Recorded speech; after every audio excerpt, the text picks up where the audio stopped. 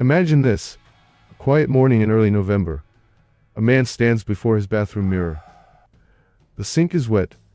The air smells faintly of shaving cream. But this time, the razor doesn't move. He looks at his reflection.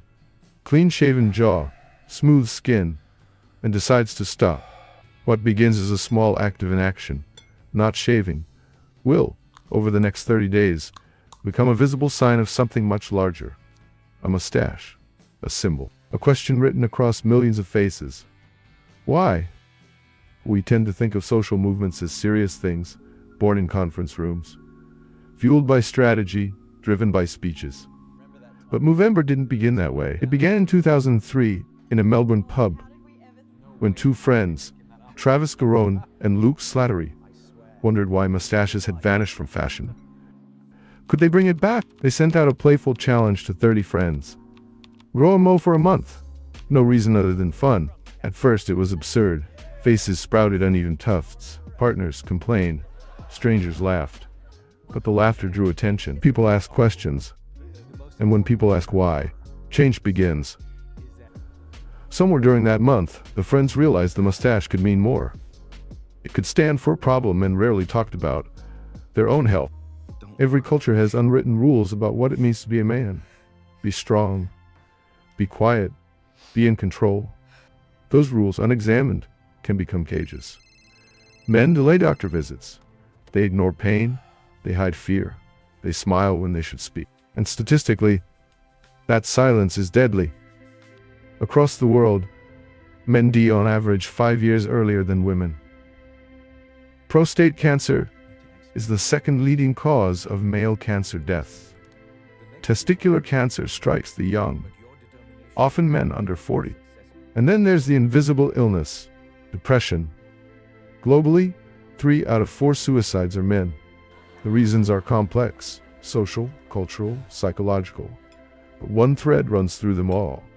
Men don't talk. In that silence, the mustache found its purpose. Unlike ribbons or wristbands, it grows on the face, bold, awkward, unavoidable. It invites questions, starts conversations, breaks tension. The brilliance of Movember wasn't the hair, it was the dialogue it forced. You can't ignore a mustache that suddenly appears on your coworker's lip. You ask, he answers, and in that brief exchange a wall comes down. It's not about fashion, it's about visibility. The mustache makes men visible to themselves. Health campaigns succeed when two things happen: awareness rises and behavior follows. Movember achieved both, not through lectures, but through community psychology. A man growing the mustache isn't just participating, he's joining a tribe. That tribe normalizes conversation, reframes care as courage, and uses humor as entry. In behavioral science, this is called social modeling. When one man speaks about his checkup, others follow. When one man admits his struggling, it opens a path for someone else.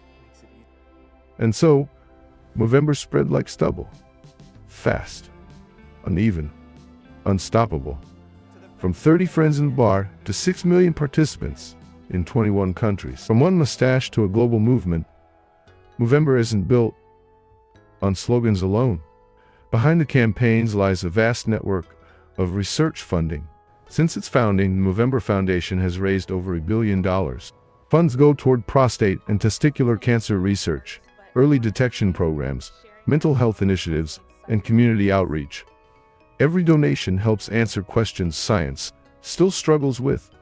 Why do some cancers resist treatment? How can early symptoms be recognized through lifestyle markers? How can men be reached before crisis hits? Science provides tools. Movember provides momentum. Together, they form a feedback loop of awareness, funding, and action, an ecosystem of hope built around a single, silly strip of hair. To understand why Movember endures, we need to look deeper, not at biology, but at identity. Masculinity has long been defined by stoicism, the ability to endure pain without complaint. For centuries, that trait was survival. But in the modern world, it can become isolation. The modern man is expected to be strong, yet sensitive, successful, yet humble, open yet composed. He's told to be himself, but only if that self is confident. That internal conflict, to appear fine while not being fine, eats away quietly, like rust under paint. Movember isn't here to redefine masculinity. It's here to release it. To say that caring doesn't cancel strength, and vulnerability isn't the opposite of courage. That sometimes being brave means saying, "I'm not okay." One conversation can save a life. That's not a metaphor. It's documented. In one study, suicide prevention hotlines reported that 80% of men who called did so after a personal prompt. A friend, a partner, a colleague asking how they were. Movember turns that prompt into a movement. When millions grow mustaches, millions of tiny invitations to talk appear overnight. Workplaces run Mo Talks. Bars host fundraisers. Schools host awareness events. The question, "Nice mustache, what's it for?" becomes an opening to say, "It's for men's health. And maybe for me too." The impact doesn't stop with men. Families notice. Communities change. When a father schedules a checkup, his son learns that health isn't weakness. When a brother talks about therapy, his friends learn that emotion isn't shame. When a workplace supports mental health openly, employees feel safer, stronger, more human. That's the invisible inheritance of Movember. Not just better health, but a better conversation about being human. To reduce illness, awareness alone isn't enough. Systems matter. Movember funds what it calls the Causeway between science and society, or prostate cancer screening programs that reach rural men, on testicular self-examination, education for teenagers, mental fitness training for sports teams and schools, online counseling platforms that connect men to help without stigma. These aren't abstract ideals, they're measurable interventions. Since 2003, mortality rates for testicular cancer have declined. Early detection of prostate cancer has increased, and more men report seeking psychological help earlier than a decade ago. The mustache, it turns out, can move data curves. Every year, Movember ends the same way. December 1st, razors return, faces clear, but something lingers. In some offices, posters remain on the walls. In homes, donation receipts hang on the fridge. And in millions of conversations, quiet, messy, real, the seed of care keeps growing. Because Movember isn't just a month on the calendar. It's a mirror held up to society. It asks what we value, appearance or awareness, silence or solidarity. And each November, we get to answer again. Look closer, and you'll see the legacy etched in small, tangible ways. Hospitals naming men's health wards, Mo clinics. University teams holding MO runs. Companies replacing Casual Friday with Memo Monday, a day to talk. Even cultural language has shifted. Phrases like, "check your mates," and "talk about it" have entered mainstream dialogue. The mustache became shorthand for empathy. And empathy, once seen as soft, now looks like strength. Just as acid rain taught us that pollution in one country can poison another's soil, Movember teaches that silence in one person can hurt many. Pain, like smoke, drifts across relationships, generations, and community. And just as the atmosphere heals when emissions fall, men heal when words rise. When we speak, when we listen, when we measure not just blood pressure, but emotional pressure. Healing begins with acknowledgement that the problem exists, that it's shared, that it can change. So what does doing it right look like? It's not just growing hair, it's growing awareness with integrity. It means checking your health annually, not because something feels wrong, but because you matter.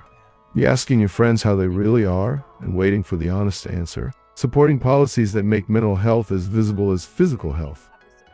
Treating empathy as infrastructure, not afterthought. Because the movement isn't sustained by money or mustaches. It's sustained by meaning. The lesson of Movember is simple.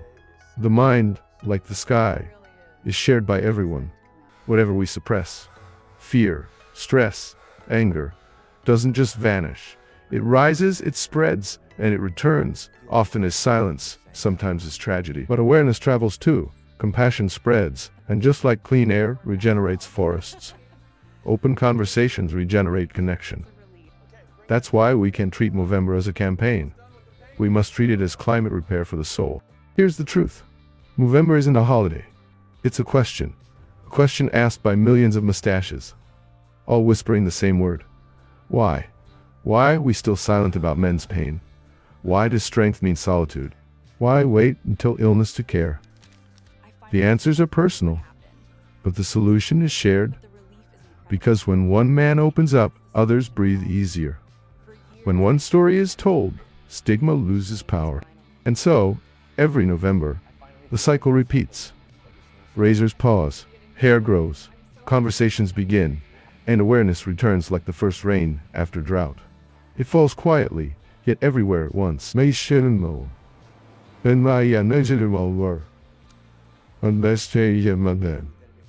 In the end, Movember isn't about changing men. It's about freeing them. From silence, from shame, from the illusion that care is weak. It reminds us that every life saved starts not with medicine, but with meaning. A meaning you can see, right there above the lip. A small, imperfect, ordinary mustache. A symbol of one simple truth. We care. And that's why Movember exists. Every question hides a reason. Every answer reveals a story. If this one made you see the world a little differently, give it a like. And if you want to keep uncovering the hidden why behind our world, hit subscribe and stay curious.